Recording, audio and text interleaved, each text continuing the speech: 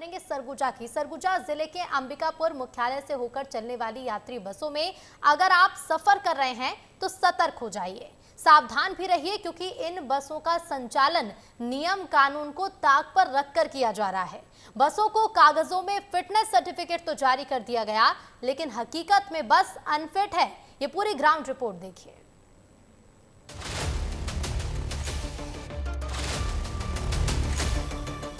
ये है अंबिकापुर का ऑटोमेटेड फिटनेस सेंटर। यहाँ से निकलने वाली बसों को सारी जांच के बाद एकदम फिट पाए जाने पर ही फिटनेस सर्टिफिकेट मिलता है, लेकिन इन तस्वीरों में हकीकत कुछ और ही है।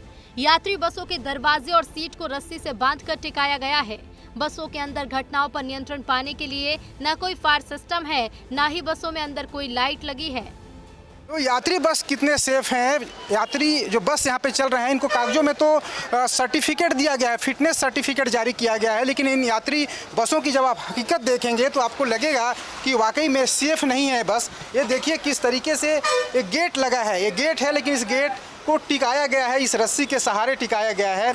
आप समझ सकते हैं कि जब गेट ही इसका सही नहीं है तो इस बस में जब आप यात्रा करेंगे तो कितना सुरक्षित होगा। इसका जो दूसरा गेट है वो भी इसी तरीके से असुरक्षित है। आइए आपको दूसरा गेट भी मैं दिखा दे रहा हूं, क्योंकि आपातकालीन गेट एक और होता है, दूसरा गेट होता है, लेकिन वो आपातकालीन गेट भी इसी तरीके से देखिए यहाँ पर रस्सी के माध्यम से टिकाया गया है। ये जो सीटों की स्थिति देख लीजिए, इस सीट को आप देखिए, सीट को भी रस्सी से बांध कर टिकाया गया है। तो आखिर समझ नहीं आता कि जो आरटीओ है वो कैसे इनको फिटनेस सर्टिफिकेट जारी कर देता है। ग्राफिक्स के जरिए जानिए सरगुजा में यात्री बसों की हालत। अंबिकापुर में स्थित है inter state bus stand. Jharkhand, Bihar, UP, Orissa और एमपी जाती हैं बसें। 500 से ज्यादा यात्री बसों से रोज करते हैं सवारी। ग्रामीण इलाकों की यात्री बसों की हालत खराब। बिना पहचान पत्र और वर्दी के चल रहे ड्राइवर और कंडक्टर। परिचालकों के पास आरटीओ का लाइसेंस भी नहीं। आरटीओ नहीं करते यात्री बसों की जांच। कंडम बसों को भी दे दिया है फिटनेस सर्टिफिकेट। बस स्टैंड में ही खड़ी बस के अंदर सुरक्षा की कोई व्यवस्था नहीं थी, जिसे छिपाने के लिए बस मालिक ने हमारे संवाददाता का माइक छीना और बचते नजर आए। गाड़ी नंबर है CG14MM1091। इस बंद बस के अंदर का जब हम जायजा ले रहे थे तो ये बस मालिक हैं, देख लीजिए, तस्वीर में दिखाइए इस बस मालिक को। ये बस मालिक का कहना है कि आप हमारे पहले बात करिएगा। देख लीजिए किस तरीके से छीना झपटी कर रहे हैं।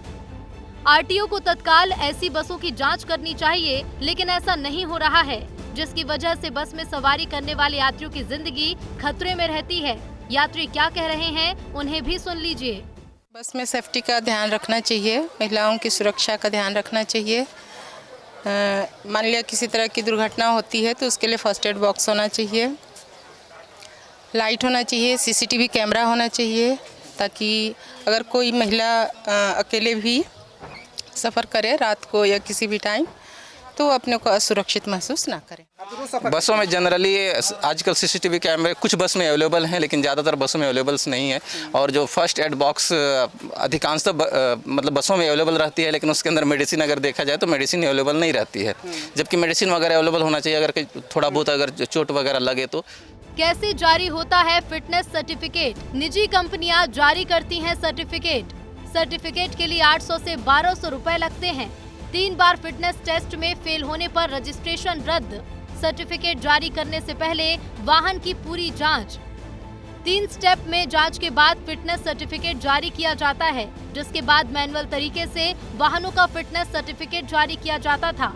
पुराने और कबाड़ गाड़ियों का सड़कों पर होना, इसका ये मतलब है कि बस मालिकों ने नियम का पालन ही नहीं किया और न ही बसों की जाँच कराई।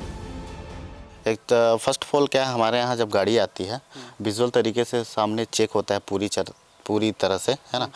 गाड़ी के आगे पीछे light, headlight, wiper, wind glass, RUPD, LUPD सारी चीज़ें हम लोग प्रॉपर चेक करते हैं। उसके बाद मशीनरी चेक होता है प्रॉपर तरीके से। 3 स्टेप पे चेक होता है, जिसमें 36 टेस्ट करते हैं हम लोग। अगर सारा चीज़ें सही तरीके से पाया जाता है तभी हम लोग फिटनेस जारी करते हैं। अगर उसमें किसी प्रकार का कुछ भी त्रुटि रहता है तो गाड़ी फेल हो जाती है।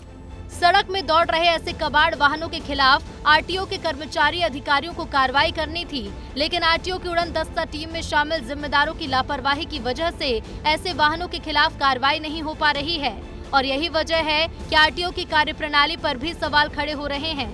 अब देखने वाली बात होगी कि आखिर आरटीओ कब सड़क पर दौड़ रही कबाड़ और क्षतिग्रस्त वाहनों के खिलाफ कार्रवाई करता है।